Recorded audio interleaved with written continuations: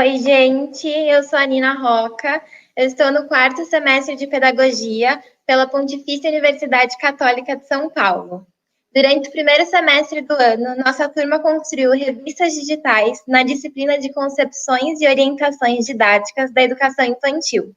E neste mês de setembro, teremos 4 lives para compartilhar nossas produções. Então, para dar início a esse evento, passo a palavra para a professora doutora Madalena Peixoto, diretora da Faculdade de Educação. Bom dia a todos e todas. Em nome da Faculdade de Educação, eu quero dar os parabéns para a professora Emília e para todas as autoras do curso de Pedagogia, que produziram uma revista eletrônica que está sendo lançada nessa live. O lançamento dessa revista eletrônica, produto da reflexão teórica e da aprendizagem, num período tão inusitado, mostra que a nossa universidade é pulsante e que o nosso curso de pedagogia preza, além de ser vivo e atual, ele preza para formar pesquisadores e autores que contribuam com o desenvolvimento da educação brasileira. O poema de Lores Malaguzzi, 100 linguagens da criança, é lindo e, ao mesmo tempo, revolucionário, porque nele, através da poesia, se expressa uma sólida concepção de criança, de educação e de escola. Hoje, como nunca, a relação dialética entre a razão e o sonho, entre o brincar e criar, entre o educar e o sonhar, nos exige reflexão e postura teórica fundamentada. Regia Emília é referência histórica que perdura e se atualiza. Eu quero agradecer ao nosso tradutor de Libras, que está aqui contribuindo com a nossa live, Alexandre Guimarães. Quero dar mais uma vez parabéns para as autoras, para a professora Emília, e que tenhamos novas revistas. Eu passo agora a palavra à professora Emília, que é responsável pela unidade temática Concepções e Orientações da Educação Infantil. Professora Emília. Obrigada, querida. Olha, eu queria dizer do prazer que é estar nesse momento, vivendo esse fato que, para mim, ele é história. E por quê?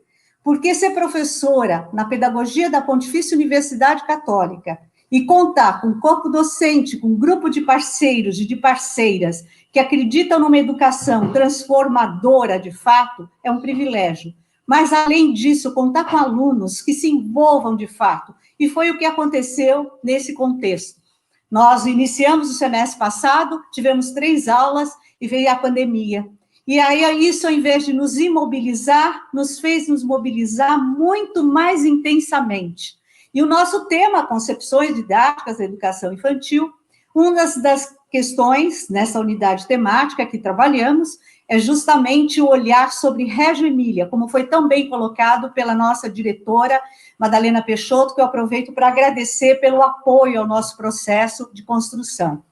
E nesse momento, a gente estudar Régio é estudar uma fonte de inspiração. E para que a gente possa se inspirar, a gente precisa ser muito coerente de fazer ações que sejam inovadoras também. Acho que Régio nos provocou isso de fato. E aí esse grupo de estudantes assumiu essa ideia de construção de uma revista digital e de um artigo também que será apresentado. Algo me chama muita atenção. Régio tem 4 pontos que eu destaco. Concepção de criança, autora, protagonista, potente. A discussão sobre um trabalho coletivo realizado entre crianças, professores, pais e comunidade, todos envolvidos coletivamente. Terceiro, um currículo que emerge. Emerge do quê? Das experiências das crianças nessas relações, no seu tempo, no seu espaço, na sua leitura de mundo. E o último, que é a grande referência das homologias de processo, trabalhar com as múltiplas linguagens, porque é a partir delas que a criança aprende. E essas múltiplas linguagens são várias, e por isso o poema que a professora citou, As 100 Linguagens das Crianças, tão importante, inspirado no autor autor Loris Malaguzzi, que fez esta construção com esta comunidade e construiu uma rede que hoje é referência no mundo sobre educação da infância. Então, nesse momento, eu tenho um prazer de passar a palavra para duas representantes, autoras, protagonistas, que vão explicar como foi o processo de elaboração desta revista. Com vocês, Tati e Lívia. Oi, bom dia. A gente gostaria de agradecer a presença de todo mundo, a participação, né? E a gente vai contar um pouquinho para vocês de como foi o processo de construir essa revista. Na verdade, foi um desafio lançado aí pela professora Emília. Foi difícil, foi trabalhoso, exigiu bastante da gente, porque a gente teve que adaptar conteúdos e informações para um formato de revista, tentar trazer algo dinâmico e que fosse interessante ao mesmo tempo. A gente se dividiu, cada uma ficou responsável por cuidar de uma parte, né, da composição da revista, mas o corpo e a edição total ficou por responsabilidade da Tati, e a gente, enquanto grupo, agradece de coração, porque ela se doou bastante para isso, e é por isso que a gente tem um produto final tão bonito. Agora, vou passar a palavra para ela continuar explicando um pouquinho sobre esse processo. Olá, tudo bem? Bom dia. Primeiramente, gostaríamos de agradecer por essa janela, né, que é muito importante para a gente. E também agradecer a todos que estão nos assistindo agora. E dizer que essa revista, nós tivemos como inspiração o Frenet, né, que trabalha sobre a mídia impressa, ele que trouxe o jornal para a escola. Então, nós fizemos uma adaptação e criamos essa revista. E todo o conteúdo foi estudado em cima do livro As 100 Linguagens da Criança, volume 1. E a nossa revista, nós procuramos trazer interatividade. Então, assim, todo o conteúdo de Regia Emília que nós estudamos estão expostos de forma de cruzadinha, de quiz, e também colocamos algumas matérias da atualidade para que a revista fique dinâmica. Então, espero que vocês gostem. Por favor, iremos colocar a capa da revista para vocês conhecerem. E agora, na sequência, passo a palavra para a Angélica.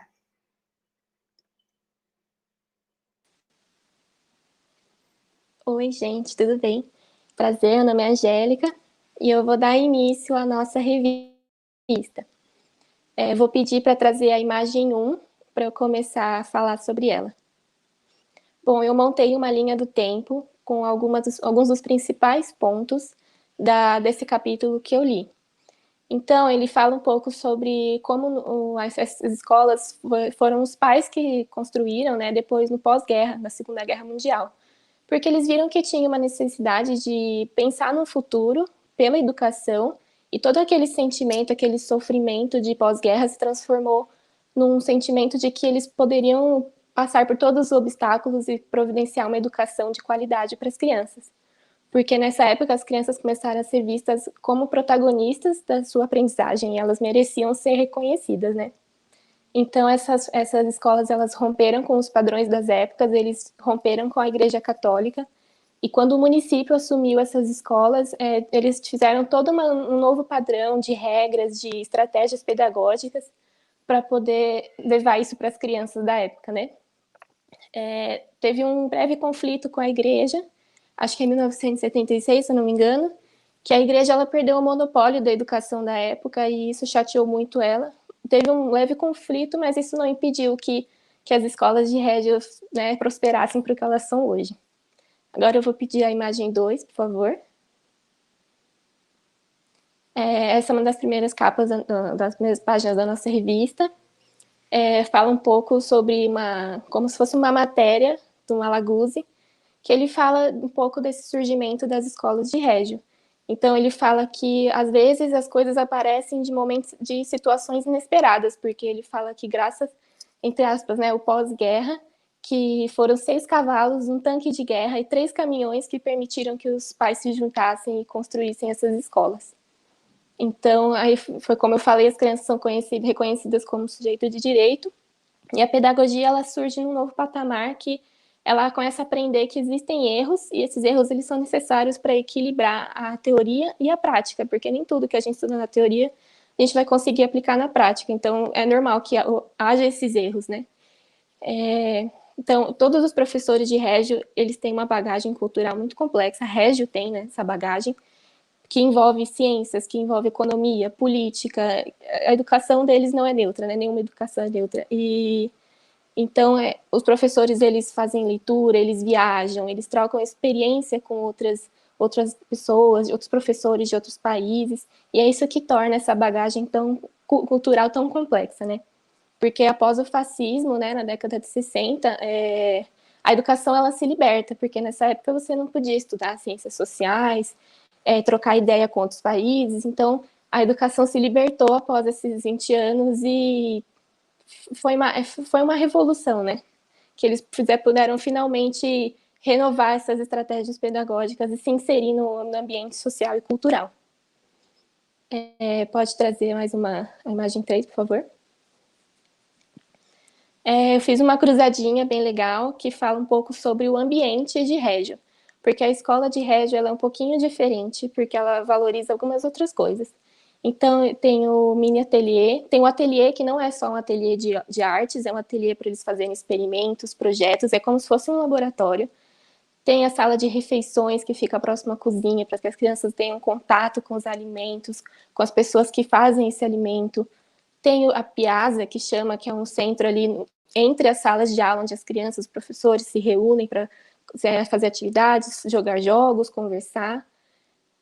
Tem a sala de música, tem um mini ateliê para projetos extensos, tem esse ambiente agradável que é feito justamente para os pais se sentirem confortáveis, as crianças verem que os pais estão gostando, e assim todo mundo unido ali dentro se sente num ambiente agradável.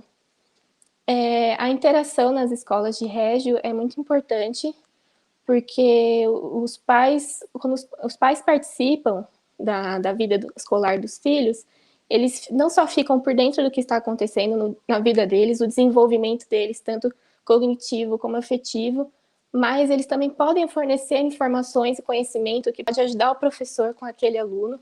E quando o aluno vê que o pai, os professores, os funcionários, todo mundo estão juntos e unidos, ele cresce num ambiente que para ele todo mundo se ajuda, então ele já está acostumado a ajudar um ao outro.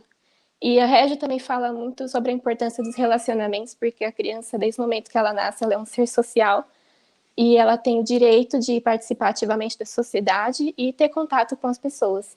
Então, o relacionamento nas escolas é muito importante, seja dos pais com os filhos, com as famílias, professores, funcionários, porque nós somos seres sociais e as crianças precisam desse relacionamento para desenvolver a linguagem, o cognitivo, o afetivo e participarem ativamente da sociedade.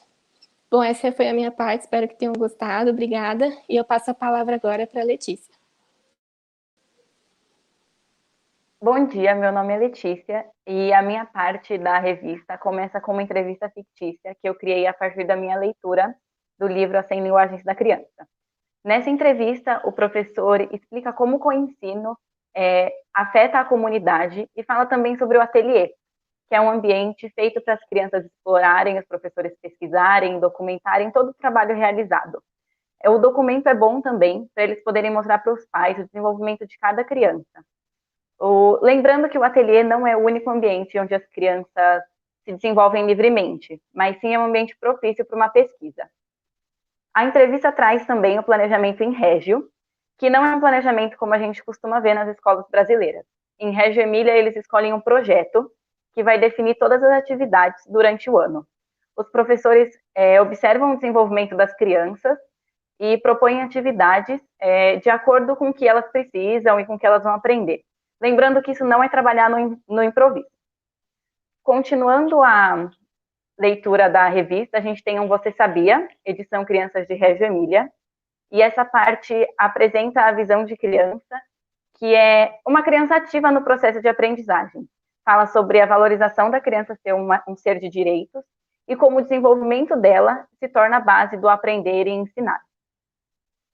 Logo depois, continuando a leitura da revista, temos uma matéria sobre as teorias de aprendizagem, a sua conexão com os acontecimentos escolares e o medo de colocar essas ideias em prática. Nessa matéria, eu falo um pouco sobre o objetivo de Régio Emília e as suas teorias de aprendizagem. O objetivo em Régio é aumentar as possibilidades da criança, incentivando a descobrir e inventar. Então, o ensino é baseado na aprendizagem, e não ao contrário. Sendo assim, a função do ensino é estimular essa aprendizagem, incentivando o aprender a aprender. Nesse processo, a gente vê que a criança é valorizada, já que a gente entende a capacidade dela de extrair o significado das suas próprias experiências. Porém, isso não significa que o adulto não tenha papel nenhum nesse desenvolvimento. O papel do adulto é incentivar essa extração, é oferecer oportunidade para as crianças realizarem essas atividades. E como que a gente faz isso? A partir da observação, a gente acha as melhores abordagens para ajudar e fazer essa mediação. Na matéria também, eu falo um pouco sobre a ligação com Piaget. Piaget foi importantíssimo para vários professores de Régio, por trazer pesquisas reais para mostrar a criança. Só que, ao mesmo tempo, existem diversas críticas, principalmente ao desenvolvimento isolado e a ênfase nos estágios. O segundo parágrafo da matéria, eu trago um ponto de que todos nós temos teorias e opiniões, e a gente age de acordo com elas. Mas isso não é diferente com professores, nem mesmo em Reggio Emília. Por isso, a gente trabalha que é importantíssimo juntar as ideias, trazer todos os problemas e conversar em conjunto. Porque assim a gente organiza não só o nosso trabalho individual, mas a gente organiza toda a escola. E sobre as teorias, Malaguzzi não costuma falar muito, porque ele acha que discutindo com muita frequência, a gente priva elas do aspecto prático, um aspecto que é importantíssimo para a reflexão acerca da educação e para o sucesso dessas teorias. Ele traz também, e eu trago nessa matéria, os medos de colocar essas ideias na prática, porque o maior medo é perder a conexão entre o que é a teoria e o nosso objetivo de trabalho, o que normalmente é bem complicado por questões administrativas e legais. A seguir, eu trago a imagem 2, uma página que trata a criatividade do ponto de vista de Reggio Emília, em 10 tópicos. E nisso eu falo um pouco sobre as crenças em relação à criatividade. Mas, para contextualizar, o tema da criatividade veio dos Estados Unidos nos anos 50 e começou a ser estudado em Reggio. Quando começou esses estudos, foi um pouco complicado, porque ele sugeria uma cumplicidade com o inconsciente. Isso, de certo modo, perturbava a produtividade do pensamento. Mas Reggio Emília continuou os estudos e hoje eles não consideram a criatividade algo extraordinário. Ele é apenas algo que pode surgir das experiências diárias. Nessa página tem algumas ideias e uma frase de Loris Malaguzzi. Nossa tarefa, no que se refere à criatividade, é ajudar para que as crianças escalem suas próprias montanhas o mais alto quanto possível. E agora eu passo a minha palavra para a Lívia. Oi, então agora eu vou falar um pouquinho sobre a parte que eu fiquei responsável da revista, né? A primeira parte, eu falei um pouco sobre a gestão social, dessa parceria entre escola e família, porque o que acontece em Reggio, como a Angélica já falou no início, tem uma participação da família muito forte, então eles trabalham com essa gestão participativa de que os pais, a comunidade, os alunos, todo mundo participe da administração das escolas, para que de fato seja algo integrado e positivo, né? E por que eles fazem isso? Justamente para promover essa comunicação e essa interação entre a escola, os familiares e a comunidade. A ideia que fica na minha cabeça é de que Reggio não tem a escola como só as 4 paredes e quem está lá dentro, mas a comunidade ao seu redor e a família também fazem parte dela e, consequentemente, da sua administração. Na primeira imagem, eu fiz um mapa mental na tentativa de explicar como funcionava essa gestão social, né, como se formava essa rede, e depois, no segundo mapa, um pouco da organização desse sistema, né, para a educação da primeira infância.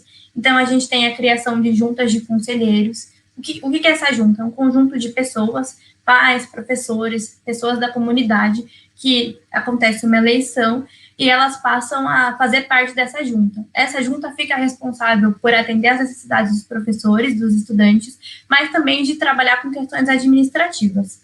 Tendo esse grupo, eles vão se dividir em 2, e uma parte vai ficar responsável pelas questões mais burocráticas e administrativas, de horário, de estratégias, e o outro grupo vai criar estratégias para tentar atrair cada vez mais os pais para dentro da escola e para essa participação coletiva. Como essas pessoas vão fazer isso, né? Que estratégias que elas usam para atrair os pais para participar da escola. Então, a gente tem reuniões de nível com os professores, a gente tem palestras sobre temas importantes, mesa redonda, debates, a gente tem dias em que tem oficinas para construção de alguma coisa que a escola esteja precisando. Então, são diversas as estratégias que a escola, a comunidade escolar vai usar para tentar atrair cada vez mais os pais da comunidade para fazer parte da escola. Tem passeios, tem a celebração de aniversário, então coisas bem simples fazem total diferença para a administração e para todo o sistema de rede. O próximo tema que eu falei na revista é um pouquinho sobre o currículo emergente. A professora Emília falou um pouco dele no começo e eu vou dar uma continuada. O currículo emergente nada mais é do que um currículo, ele não é pronto e acabado, não é pré-definido, é uma coisa que surge. O currículo vai ser construído, de repente, de algum assunto de interesse das crianças de determinada sala e vão sendo construídos. Para isso, as crianças, de fato, são escutadas, né? Os seus pensamentos, as suas ideias são levadas em consideração e para a construção desse currículo. Então, esse currículo considera as crianças como potentes, ricas em potencial, elas podem opinar e construir isso junto. Os professores têm objetivos gerais, mas não têm objetivos específicos para que as crianças, de fato, sejam as construtoras do seu conhecimento e possam realizar o máximo de experiências possíveis. Além disso, vale destacar que o planejamento nessa visão de currículo emergente envolve a organização dos espaços dentro da escola. Então, criar contextos interessantes, com materiais interessantes para que as crianças possam explorar e construir o seu conhecimento. Por fim, a base, né, desse planejamento, desse currículo, vai contar com a família, que, como eu disse, é algo de fato muito importante, né, na organização desse sistema de régio, as atividades, o ambiente e os trabalhos em grupo, que são outra questão muito importante dentro desse currículo. Então, eu vou pedir para colocar a segunda imagem, para mostrar como eu abordei esse tema. Então, eu fiz um quiz, um teste, na tentativa de tentar explicar e trazer isso de forma mais legal, para as pessoas que já têm contato com esse tipo de conhecimento, testar ali, ver se lembram, se esqueceram de alguma coisa, e para as pessoas que não conhecem, é a primeira vez que estão tendo contato com isso, possam conhecer um pouquinho mais e estudar. Então, essa foi a minha parte, eu espero que vocês tenham gostado, e agora eu passo a palavra para a Tati, para ela continuar a apresentação. Olá. Oi. Eu vou falar sobre duas funções extremamente importantes para o sistema Reggio Emilia, que é o pedagogista e o atelierista. Agora eu vou divulgar a imagem do pedagogista. Na parte da revista, eu separei os principais pontos que se referem à função do pedagogista, né? Essa função, ela surgiu na Itália nas décadas de 60 e 70, e é muito difícil definir quais são as funções do pedagogista, definir qual a função que ele implanta. Porque, assim, ele é uma mistura de diretor, de pedagogo, de professor, ele está unindo em todas essas partes. Então, assim, o pedagogista, ele gerencia, aprimora recursos humanos e desenvolve habilidades. Ele acompanha e facilita processos de aprendizagem, ele implanta, ele sugere programas que auxiliam na dificuldade de algum aluno, ele interfere no plano pedagógico também. Então, assim, o pedagogista é como se fosse um super-herói, uma super-heroína, né? Porque ele é o que resolve todas as situações e necessidades dentro desse sistema Reggio Emilia. Então, por exemplo, quando uma criança tem alguma dificuldade, ele vai buscar entender por que essa criança tem essa dificuldade e convida os pais para conversarem, para entender o que está acontecendo, né? Então, assim, ele está envolvido com os pais, ele está envolvido com os professores, com os alunos, com toda a infraestrutura da escola e também com a comunidade que está ao redor desta escola. Então, o pedagogista, como eu disse, ele é tipo um super-herói, uma super-heroína que está ali de prontidão para resolver todas as necessidades do sistema Reggio Emilia. Ele é como se fosse um supervisor, um responsável por todas essas questões, né? Então, ele também motiva, por exemplo, ele motiva os professores a fazerem educação continuada. Para quê? Para que os professores reciclem. E ele também busca alertar os professores sobre a importância da escuta das crianças. O que é a escuta das crianças? Entender o que elas querem, o que elas querem compartilhar, né? E não escutar só por escutar, e tá bom, não. É de motivar essa prática da escuta para que os professores atendam às necessidades da criança e possam juntos construir grandes aprendizados. E ele também motiva os professores a resolverem os problemas. Claro, o pedagogista tem que estar ciente sobre o que está acontecendo, porém, ele prefere que esse professor tenha autonomia para conseguir resolver e superar as situações educacionais que acontecem no dia a dia. Então, é isso. Em resumo, o pedagogista ele é o responsável para atender todas as necessidades do sistema Reggio Emilia. E a outra função que é extremamente importante, que vai entrar em imagem agora, que é o atelierista. O atelierista, ele é um professor que trabalha muito essa parte artística, mas ele é o quê? Ele é o que dá um suporte para o professor titular. O atelierista e o professor titular, eles trabalham juntos. O professor titular procura o atelierista para trabalhar práticas criativas, inovadoras e lúdicas. Então, a criança, ela vai colocar a mão na massa com materiais artísticos, como, por exemplo, tinta, argila, espelho, vai trabalhar com luzes, vai trabalhar com sombra. Então, o aprendizado será mais significativo com a implantação de artes, né? E o atelierista, ele ajuda muito o professor. Então, o professor vem com uma proposta e, a partir dessa proposta, eles trabalham com as artes para o ensino ser significativo. Mas, assim, eles partem também muito do interesse da criança. O que a criança quer aprender? Então, eles respeitam muito, porque, para eles, a criança ela é potente, ela é autônoma, ela é criadora, né, de conhecimento. Então, por isso que esse grupo é muito fortalecido. É como se fosse uma nutrição criativa, porque parte da curiosidade da criança. E agora eu passo a palavra para a professora Emília. Bem, é difícil para mim falar depois dessas 4 autoras se colocarem, mas eu vou fazer um registro da intencionalidade que está por trás desse movimento, dessa live que nós estamos fazendo. Falar da intencionalidade é papel do educador.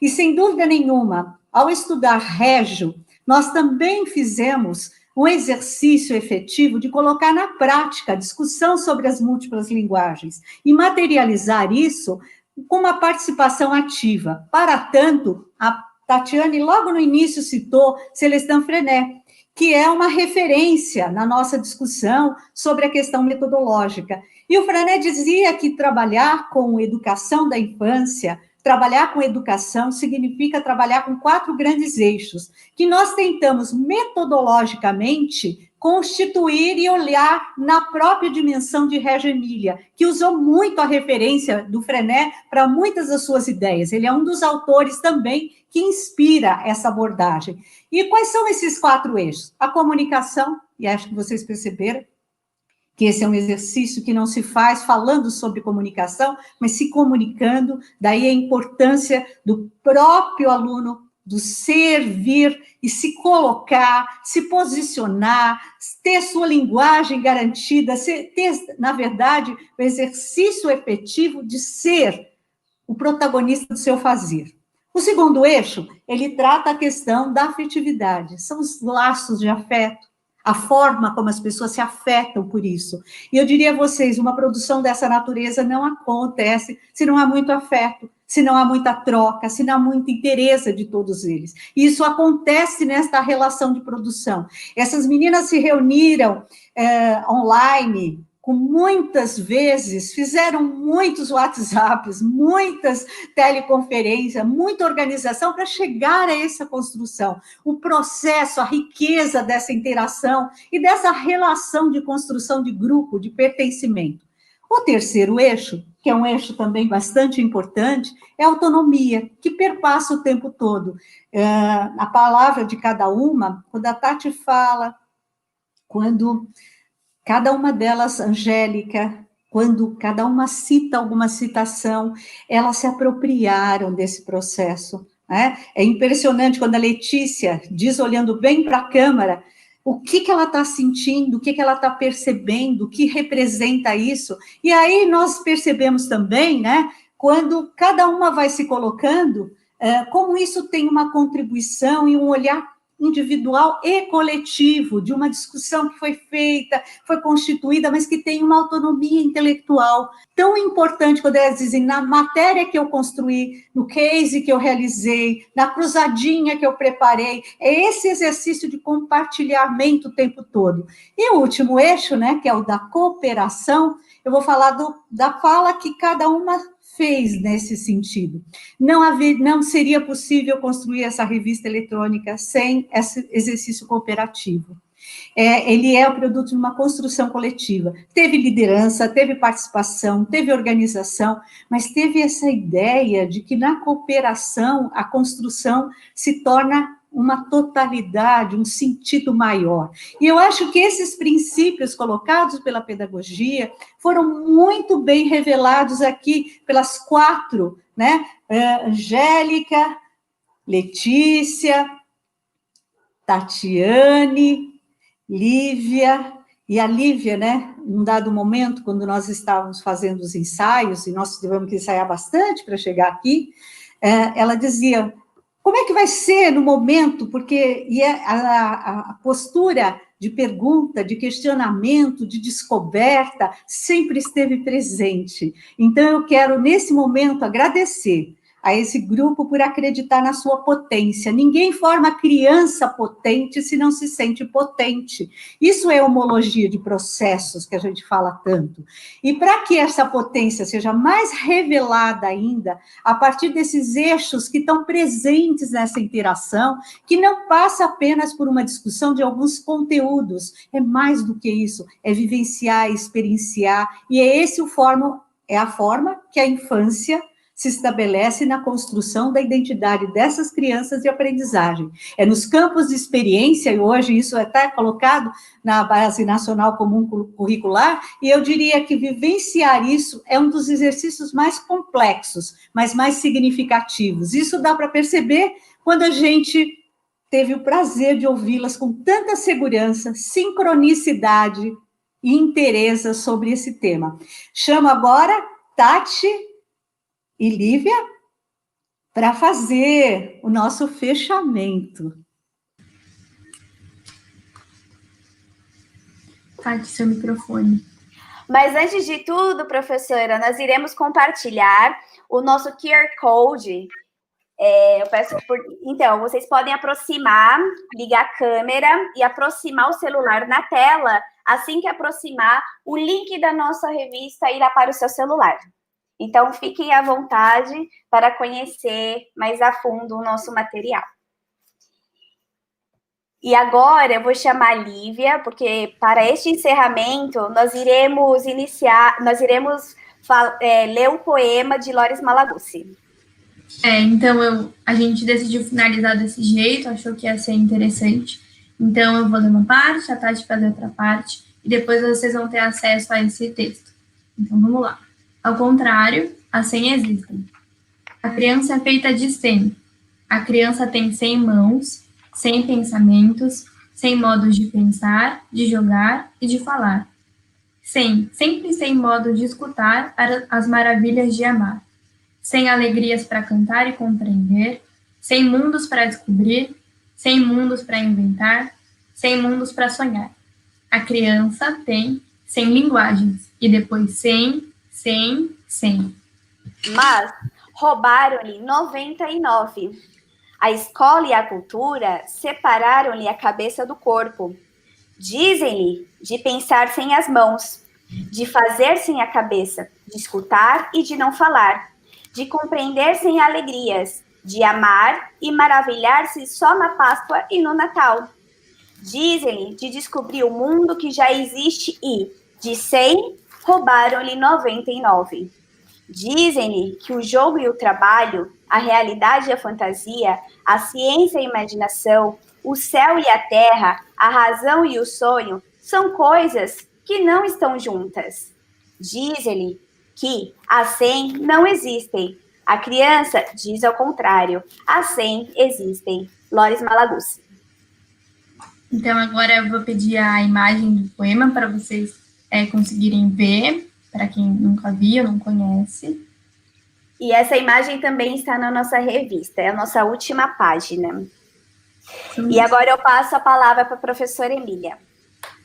E eu tenho o prazer de chamar todo mundo que construiu esse momento. Coletivamente, venham todas para a tela, para vocês verem o que é a riqueza de um trabalho coletivo, onde cada uma teve uma construção. Eu ia pedir para a Sandra, que nos ajudou na técnica, para que entrasse também, porque ela foi muito... A professora Madalena, olha quanta gente que trabalhou para esse movimento. Isso mostra para nós a potência humana, o orgulho que a gente tem de poder compartilhar um momento como esse. Professora Madalena, gostaria de falar? Bom, eu estou aqui emocionada com o trabalho, né? Então, como você já disse, Emília, um trabalho não só teoricamente consistente, mas muito criativo, muito amoroso, muito amoroso. Então, eu estou emocionada, feliz de ver o trabalho de vocês. E agora nós estamos dando de presente, né? Para quem quiser conhecer de forma mais profunda. Parabéns, meninas. Viu? Parabéns, família. Eu fico muito feliz com esse momento.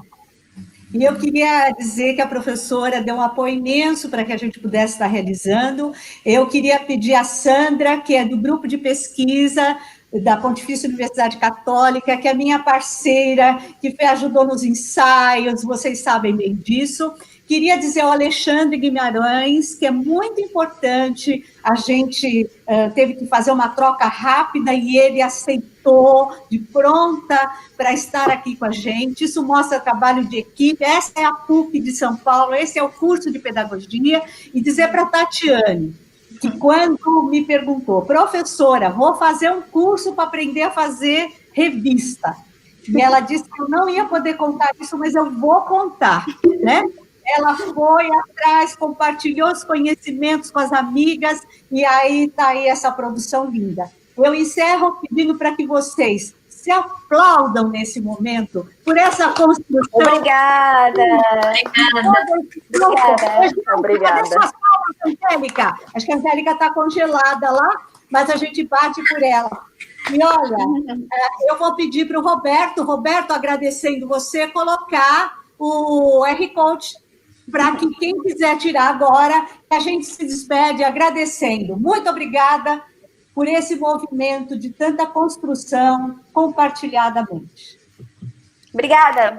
Obrigada, gente. Muito obrigada. Obrigada a todos que nos assistiram.